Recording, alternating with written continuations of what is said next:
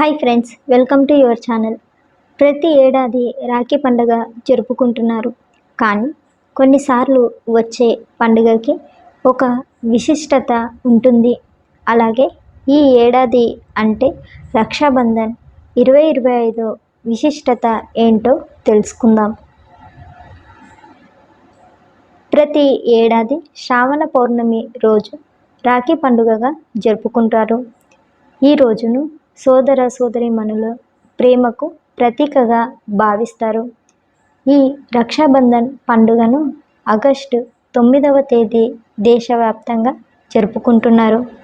అయితే ఈసారి అస్ట్రాలజీ ప్రకారం కొన్ని దశాబ్దాల తర్వాత ఈ ఏడాది రాఖీ పండుగ 2025 రోజున అరుదైన మహా సంయోగం ఏర్పడుతుందంట. 1930 తర్వాత ఈ ఏడాది 2025లో రాఖీ పండుగ రోజు ఏర్పడనుందంట. వివరంగా చెప్పాలంటే 1930 ఏడాది ఎలాంటి యోగం అయితే ఉందో ఈ ఏడాది కూడా అలాంటి యోగమే ఏర్పడుతుందంట. అలాగే ఈ ఏడాది రాఖీ పండుగ రోజు ఇతర శుభయోగాలు కూడా ఉన్నాయని పండితులు చెప్తున్నారు. ఈ రాఖీ పండుగ రోజున లక్ష్మీ నారాయణుడిని పూజించి రాఖీ కడితే శుభ ఫలితాలు ఉంటాయని చెప్తున్నారు.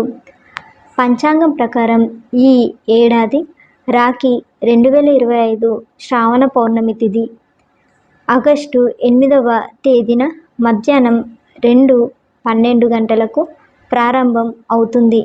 అనంతరం ఆగస్టు 9న మధ్యాహ్నం 1:24 గంటలకు శ్రావణ పౌర్ణమి తిథి ముగుస్తుంది. కాబట్టి రాఖీ పండుగను ఆగస్టు 9వ తేదీన నిర్వహించుకుంటున్నారు. ఇక ఆగస్టు 9 రాఖీ పండుగ రోజున సౌభాగ్య యోగం కూడా ఏర్పడనుంది. ఇది ఆగస్టు 9వ తేదీ నుంచి 10వ తేదీ వరకు ఉంటుంది. అనంతరం శోభన యోగం ఏర్పడుతుందంట. అంతేకాకుండా ఆగస్టు 9వ తేదీన ఉదయం 5:47 గంటల నుంచి మధ్యాహ్నం 2:23 గంటల వరకు సర్వార్థ సిద్ధి యోగం ఉంటుంది. మరోవైపు శ్రవణ నక్షత్రం సైతం మధ్యాహ్నం 2:23 గంటల వరకు ఉంటుంది. ఇవన్నీ గమనిస్తే 95 ఏళ్ల తర్వాత రాఖీ పండుగ ఒకే తేదీ, ఒకే రోజు, ఒకే సమయం, ఒకే నక్షత్రం, ఒకే యోగాలు ఏర్పడడం గమనార్థం. కాబట్టి ఈ ఏడాది అత్యంత శుభయోగాల్లో రాఖీ పండుగ 2025 నిర్వహించుకోనున్నారు. ఇక రాఖీ కట్టడానికి ఆగస్టు 9వ తేదీ ఉదయం 5:21 నుంచి మధ్యాహ్నం 1:24 గంటల వరకు శుభ సమయం. ఈ సమయంలో రాఖీ కడితే శుభ ఫలితాలు ఉంటాయి. రాఖీ పౌర్ణమి రోజు సోదరి తన సోదరుడికి రాఖీ కట్టేటప్పుడు 3 ముడులు మాత్రమే వేయడం శుభప్రదం అని చెబుతారు.